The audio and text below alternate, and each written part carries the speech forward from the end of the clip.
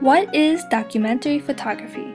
Documentary photography is just that, photography that documents or records something.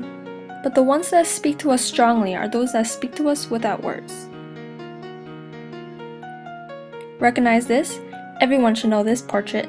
Taken by Dorothea Lange, this portrait called Migrant Mother shows the human strife and resilience during the Great Depression. The Great Depression started in October 1929 and ended in November 1940.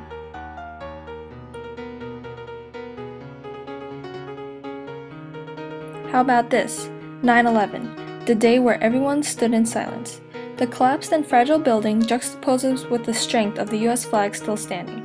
This single photo pulls on our heartstrings because we lost so many heroes and innocent people on this day. Here are some examples of documentary photography from the 50s and 70s, our post-World War II days. One significant documentary photographer is Diane Arbus. She chose to capture pictures of those who are abstract and different than other people in society. She took pictures of transvestites, dwarves, nudists, and other unusual people. Diane Arbus takes a non-judgmental approach and gets to know people before taking their picture. But Arbus didn't just take pictures, she humanized them. She made them seem to be quick snapshots rather than the carefully wrought portraits that they are. Take this photo for example. Just a kid in the park with a clenched face, right? Wrong.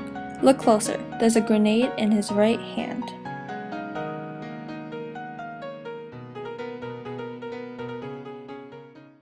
I'm very ingratiating. It really kind of annoys me. I'm just sort of a little too nice. Everything is, oh. And I hear myself saying, how terrific.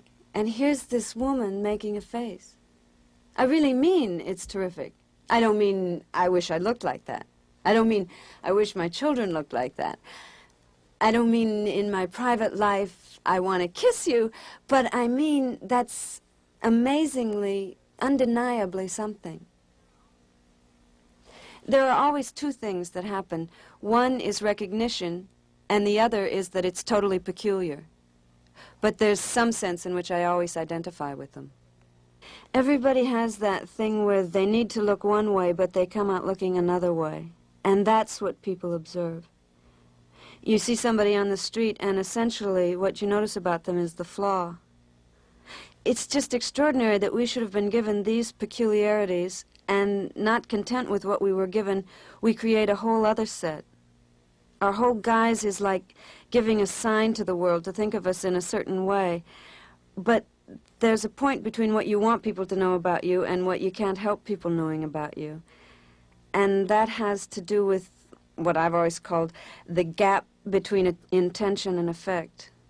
I mean, if you scrutinize reality closely enough, if in some way you really get to it, it becomes fantastic.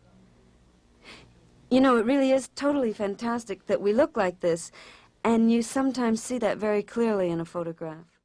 Diane Arbus once said, "A photograph is a secret about a secret. The more it tells you, the less you know." So why New York, out of all places in the world? After World War II, people emerged out of their shells and showed everyone their true selves. Did you ever see your grandparents when they were young? You get a whole new outlook just by looking at their photographs. You also appreciate them more because they lived through such a rich time period. It's the same with Arbus. With Arbus's Jewish background, she found wonder and phenomenon in New York City. New York City, with its newly celebrated Lower East Side history, was and somehow had always been a Jewish city. Most people overlook documentary photography because it's our history and we are unfamiliar with first-hand encounters with it. Documentary photography holds our past and history and contains a deep meaning underneath its shell. Arbus loved meeting new people. In fact, it was the only thing she loved doing. Arbus says, "My favorite thing is to go where I've never been." What she rebelled against in her childhood was not the restrictions, but the loss of reality imposed by such a sheltered world. She knew her subjects in a very personal way, and that's what made her artwork so great. She empathized rather than exploited her subjects. She was determined to reveal what others had been taught to turn their backs on.